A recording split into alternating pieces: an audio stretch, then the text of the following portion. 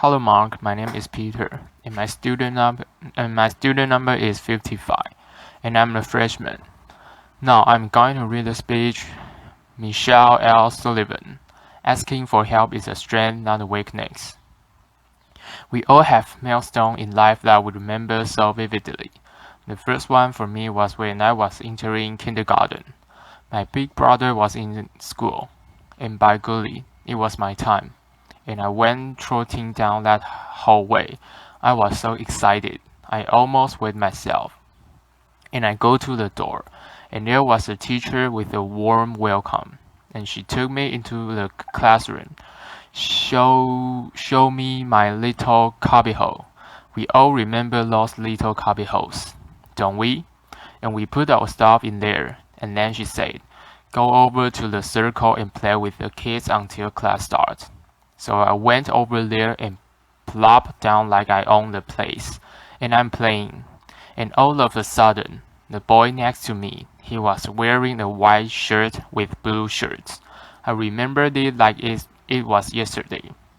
Suddenly, he stopped playing and he said, "Why are you so short?" And I just kept playing. I don't think he was talking to me. Laughter. And in a louder voice, he said, "Hey, why are you so short?" So I look up and I say, "What are you talking about? Let's just play. We are happy. I have been waiting for this." And so we played. And about a minute later, the girl next to him, in a white shirt and a pink skirt, stood up, put her hands on her hip and said, "Hey, why do you look so different?" And I went, "What are you talking about? I don't look different. I'm not sure. Again, it's just play."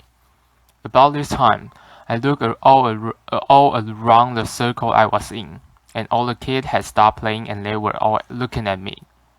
And I'm thinking, in today's language, it would be, "Oh my god," or "What the fuck?" Laughter. What just happened? So all the confidence that I went in with this morning was withering away as the morning went on and the question kept coming. And in the end of the morning, before I went home, the teacher had us in a circle, and I actually found myself outside of the circle. I couldn't look at anybody. I could not understand what just happened. And over the next few years, I hated to go out in public. I feel every stir, every giggle, every pointing finger. Not a finger, but every pointing finger, and I hated it. I would hide behind my parents' legs like nobody could see me. And as a child, you can't understand another child's curiosity, nor an adult's ignorance. It became very apparent to me that the real world was not built for someone of my size, both literally or figuratively. And so I have no animality, as you can probably tell. And while you can see my size, we all go through many challenges through our lifetime. And some you can see, like mine. Most you can't. You can't tell if somebody dealing with a mental illness, or they are struggling with their gender identity. They are caring for an aging parent. They are having financial difficulty. You can't see that kind of stuff. So while you can see one of my challenge in my size, seeing does not mean you understand what is truly to be me on a daily basis, or what I go through. And so I'm here to debunk a myth. I do not believe you can walk in someone else's shoes, and because of that, we must adopt a new way of giving ourselves. Simply stated, I will never know that what's like to be, and you will never know what's like to be me. I cannot face your fears or chase your dreams, and you can do that for me. But we can be supportive of each other. Instead of trying to walk in each other's shoes, we must adopt a new way of giving ourselves. I learned at an early age that I did have to do something different than most people. But I also learned that there were things I was on equal footing with. And one of those was the classroom. Hehehe, I was equal. As a matter of fact, I excelled in the classroom. This was vitally important. I discovered as I grew older and realized I wasn't going to be able to do a physical job. I needed an education. So I went on and got university degree, but I feel to be one step ahead of everyone for employment. I needed to have an advanced university degree. So I went ahead and got that. Now I'm ready for my interview. Remember your first interview? What am I going to wear? What question? And don't forget that firm handshake. I was right there with you. So 24 hours before my interview, a friend of mine who I've known of my life called and said, "Michelle, the building you are going in has steps," and she knew I couldn't climb steps. So suddenly, my focus changed. In my shoes, I was worried about how am I going to get there. So I went early and found a loading dock and got in and had a great interview. They had no idea what I went through for the day, and that's okay. You were probably thinking my greatest challenge that day was the interview, or getting in the building. In reality, my biggest challenge that day was getting through the loading dock without getting run over. I'm very vulnerable in certain situations: airports, highways, parking lots, loading docks. And so I have to be very careful. I have to anticipate and to be flexible and move as quickly as I can sometimes. So I got the job, and in my current role I travel quite a bit. The travel is a challenge for me, all of us these days. And so you probably get to the airport, run through security, get to the gate. Did I get my ICL seat on my window seat? Did I get my undergrad? Me, first of all, I don't run through anything. After, and I especially don't run through the TSA because I get to experience to personal pat down. I won't comment on that. And then I make my way to the gate, and with my gift of gap that my parents said I was born with, I talk to the gate agent, and then I say, "By the way, my scooter weighs this much. I have a dry cell battery, and I can drive it down to the door of the plane."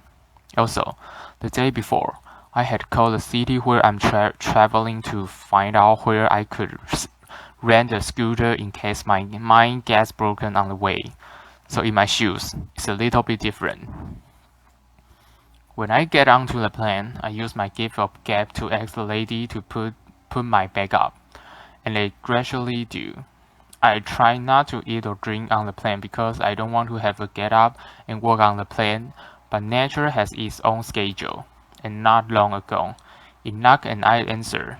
So I walk up to the front of the plane and gap with the flight attendant and say, "Can you watch the door? I can reach the lock." And I'm in there doing my business, and the door feels open, and there's a gentleman there with a look of awe on his face. I'm sure I had the same look. As I came out, I noticed that he was sitting right across from me, and he is in total, complete embarrassment. So I wake up to him and I quietly go, "Are you going to remember this as much as I am?" Laughter. And he goes, "I think so." Laughter. No. Well, he's probably not talking about it publicly. I am. Laughter. But we talked for the rest of the night, and we got to know each other, our family, sports, work, and when we landed, he said, "Michelle, I noticed someone put your bag up. Can you get that for you?" And I say, "Of course, thank you." And we wish each other well. And the most important thing that day was he was not going to live with the embarrassment. The experience of embarrassment, he won't forget it, and neither will I. But I think he will remember more our chat and our different perspective. When you travel internationally, it can be even more challenging in certain ways. A few years ago, I was in Zanzibar, and I came wheeling in, and think about that short, white, blonde woman in a chair. That doesn't probably happen every day. So I got up, and with my gift of gap, I started to talk to the agent, so friendly, and I asked about their culture and so forth. And I noticed there wasn't a jet bridge, so I had to kind of say, "Not only do you have to lift my chair, I could see some helping getting up the steps." So we got to spend about an hour together while we waited for the flight, and it was the most magnificent hours. Our perspective changed for both of us that day. And once I got on the flight, he patted me on the back and wished me well. And I thank him so much. And again, I think he's going to remember that experience more than when I first came in, and there was a bit of hesitation. And as you noticed, I got a lot of help. I would not be where I am today if it was not for my family, my friend, my colleague, and the many strangers that help in every single day of my life. And it's important that we all have the support system. Asking for help is a strength, not a weakness. Applause. We all need help throughout our lifetime, but it is just as important that we are part of other people's support system. We must adopt the way of giving back. We all obviously have a role to play in our own success, but think about the role we have played in other people's success, just like the people do for me every single day. It's vitally important that we help each other, because society is increasingly placing people in silos based on bias and ideologies. We must look past the surface and be confronted with the truth that none of us are what you can see. There's more to us than that, and we are all dealing with the thing that you can see. So living a life free of judgment allows all of us to share those experiences together and have a totally different perspective, just like the couple of people I mentioned early in my stories. So remember, the only shoes you truly can walk in are your own. I cannot walk in yours. I know you can walk in my size once. Laughter. But you can try. But we can do something better than that. With compassion, courage, and understanding, we can work side by side and support one another. And think about how society can change if we all do that instead of judging on only what you can see. Thank you. Applause. Thank you.